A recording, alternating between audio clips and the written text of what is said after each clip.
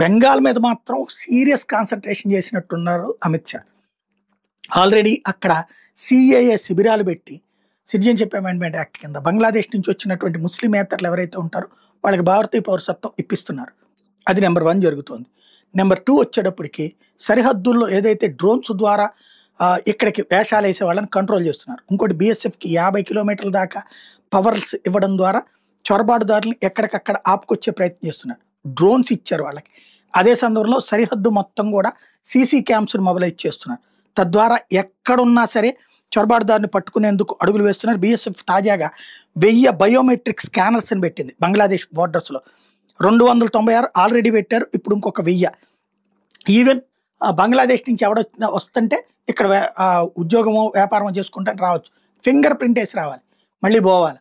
అలా కాకుండా ఇక్కడ ఫింగర్ ప్రింట్ వేసినోటికి ఆ డీటెయిల్స్ అన్నీ అక్కడ రిజిస్టర్ అవుతాయి.